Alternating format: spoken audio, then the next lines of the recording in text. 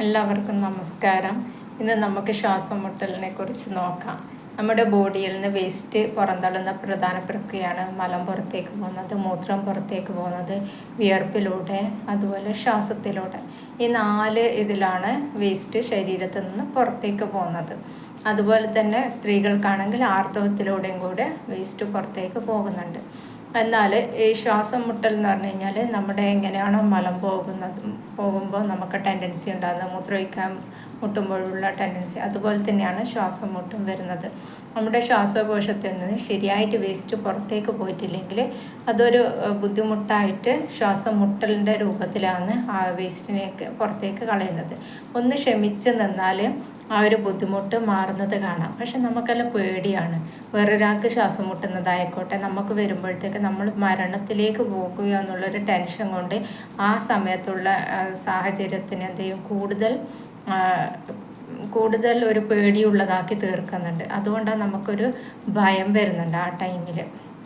ഇതൊന്ന് ക്ഷമിച്ച് നമുക്ക് ആ വേസ്റ്റിനെ പുറന്തള്ളുന്നതാണെന്ന് വിചാരിച്ച് ഒന്ന് വായിലൂടെ നന്നായിട്ട് പുറത്തേക്ക് ഊതി ആ ശ്വാസത്തിനെ കളയുകയാണെങ്കിൽ ശ്വാസം മുട്ട് കുറഞ്ഞു വരുന്നത് കാണാം. ഇങ്ങനെ ഒന്ന് ട്രൈ ചെയ്യുമ്പോഴത്തേക്ക് നിങ്ങൾക്ക് ആ ബുദ്ധിമുട്ട് പതിയെ ഇല്ലാതായി പോകുന്നത് കാണാം. നിങ്ങൾക്ക് പേടിയാണെങ്കിൽ അക്യുപഞ്ചർ ട്രീറ്റ്മെൻറ്റ് കാണിച്ച് ആ ചികിത്സയിലൂടെ പോയി കഴിഞ്ഞാൽ ഈ രോഗാവസ്ഥ മാറുന്നത് കാണാൻ വേണ്ടി പറ്റും.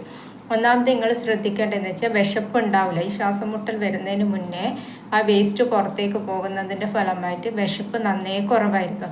അപ്പോഴെന്ത് വേണമെന്ന് വെച്ച് കഴിഞ്ഞാൽ വിശപ്പില്ലെങ്കിൽ കഴിക്കാണ്ടിരിക്കുക. അന്നേരം എന്ത് ചെയ്യും, ഇതിൻ്റെ കാഠിന്യം കൂടാതെ ആ ഒരു രോഗാവസ്ഥ പെട്ടെന്ന് മാറിപ്പോകുന്നത് കാണാം. അതുപോലെ തന്നെയാണ് ഇഷ്ടമുള്ള രുചികൾ വിശപ്പുള്ളപ്പോൾ കൊടുക്കണം. ചിലപ്പം എരിവിന് ഇഷ്ടമായിരിക്കും, കയ്പ്പ് ഇഷ്ടമായിരിക്കും, അല്ലെങ്കിൽ പുളിപ്പ് ഇഷ്ടമായിരിക്കും, മധുരം ഇഷ്ടമായിരിക്കും. ഏതാണോ രുചി നിങ്ങൾക്ക് ആ ടൈമിൽ ഭക്ഷണം കഴിക്കാൻ തോന്നുന്നത്, അത് വിശപ്പ് വരുന്ന സമയത്ത് ആ രുചികൾ കൊടുക്കാൻ വേണ്ടിയിട്ട് ശ്രമിക്കണം. പിന്നെയുള്ള കാര്യം എന്ന് വെച്ച് കഴിഞ്ഞാൽ നിങ്ങൾ എന്തെങ്കിലും ഒരു ദുഃഖം അമിതമായിട്ട് ഉള്ളിലേക്ക് കൊണ്ട് നടക്കുന്നുണ്ടാവും. ആ ദുഃഖത്തിനെ ഒന്ന് റിലീസ് ചെയ്യണം. നിങ്ങൾ ആ ദുഃഖം പേറി നടക്കുമ്പോൾ ഈ ശ്വാസം മുട്ടൽ എന്ന അവസ്ഥ കൂടി വരുന്നുണ്ട്. അപ്പം നമുക്ക് ആ ദുഃഖം ഒഴിവാക്കിക്കൊണ്ട് നമുക്ക് അതൊന്ന് റിലീസ് ചെയ്യാൻ വേണ്ടി പറ്റണം. എപ്പോഴും നമ്മൾ ദുഃഖങ്ങൾ ഉള്ളിൽ കൊണ്ട് നടക്കാതെ അതെങ്ങനെയാണ് നമ്മൾ പുറത്ത് വിടേണ്ട ആ ഒരു പ്രാക്ടീസ് നമ്മൾ ചെയ്യണം. യോഗ പോലത്തെയോ അല്ലെങ്കിൽ മെഡിറ്റേഷൻ പോലത്തെയോ ഇങ്ങനത്തെയെല്ലാം ചെയ്യുമ്പോൾ തന്നെ നമ്മൾ ഉള്ളിലുള്ള പല വികാരങ്ങളും അത് റിലീസ് ചെയ്ത് പോകുന്നുണ്ട്. അതുകൊണ്ടാണ് പറഞ്ഞത്, ദുഃഖം ഹോൾഡ് ചെയ്ത് അവർക്ക് തീർച്ചയായിട്ടും ശ്വാസം മുട്ടൽ പോലുള്ള അസുഖങ്ങൾ കാണാം.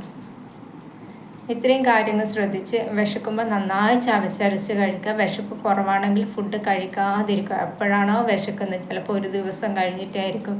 അപ്പോൾ ആ വിശക്കാണ്ട് ഭക്ഷണം കഴിക്കില്ല എന്നുള്ള തീരുമാനം എടുത്താൽ തന്നെ ശ്വാസം മുട്ടൽ എന്നുള്ള രോഗം പൂർണ്ണമായിട്ട് മാറ്റാൻ വേണ്ടി സാധിക്കും. അതുപോലെ തന്നെ നിങ്ങളുടെ കുളി എന്ന് പറഞ്ഞു കഴിഞ്ഞാൽ രാവിലെ പുലർച്ചെ 3 മണി മുതൽ 5 മണിക്കുള്ളിൽ നിങ്ങൾ കുളിച്ചിരിക്കണം. പിന്നെ നിങ്ങൾക്ക് കുളിക്കാൻ പറ്റുന്ന സമയം എന്ന് വെച്ചാൽ വൈകുന്നേരം സന്ധ്യയ്ക്ക് ശേഷം, സൂര്യൻ അസ്തമിച്ചതിന് ശേഷമായിരിക്കണം കുളിക്കുന്നത്. അപ്പോൾ ഈ 2 കാര്യങ്ങൾ നിങ്ങൾ ശ്രദ്ധിക്കുക. അതാണ് എല്ലാവർക്കും നല്ലത്. രാവിലെ കുളിയും വൈകുന്നേരം കുളിയാണ്. പക്ഷേങ്കിൽ ഈ ശ്വാസം മുട്ടലുള്ളവർ പ്രത്യേകിച്ച് രാവിലെ കുളിക്കാൻ വേണ്ടിയിട്ട് ശ്രമിക്കുക. അത് തുടർച്ചയായിട്ട് 1 മാസമെല്ലാം നിങ്ങൾ അങ്ങനെ പോകുകയാണെങ്കിൽ നിങ്ങളുടെ ആ രോഗാവസ്ഥ മാറിപ്പോകുന്നത് കാണാം. അതുപോലെ നല്ലൊരു അക്യുപഞ്ചറിസ്റ്റിനെ കാണിച്ച് ആ ചികിത്സയിലൂടെ പോയി കഴിഞ്ഞാൽ നിങ്ങൾക്ക് പൂർണ്ണമായിട്ട് ഈ ശ്വാസം മുട്ടുന്ന അവസ്ഥ മാറിപ്പോകുന്നത് കാണാം. നല്ലൊരു ഹെൽത്തി ലൈഫ് നിങ്ങൾക്ക് കിട്ടും. അത് വിശപ്പ് വരുമ്പോൾ മാത്രം ആഹരിക്കുക. ആ ടൈമുള്ള ബുദ്ധിമുട്ടിൻ്റെ ടൈമിന് ഒന്നും ശരീരത്തിന് കൊടുക്കാണ്ടിരിക്കുക. ശ്വാസം മുട്ട് വരുമ്പോൾ വായിലൂടെ ഊതി ശ്വാസത്തിനെ പുറത്ത് കളഞ്ഞ് ആ വേസ്റ്റിനെ പുറത്തു പോകാൻ ഒന്ന് ക്ഷമിച്ചിരിക്കുകയാണെങ്കിൽ ശ്വാസം മുട്ടൽ എന്ന രോഗം പൂർണ്ണമായിട്ട് പോകുന്നത് കാണാം. Okay, thank you.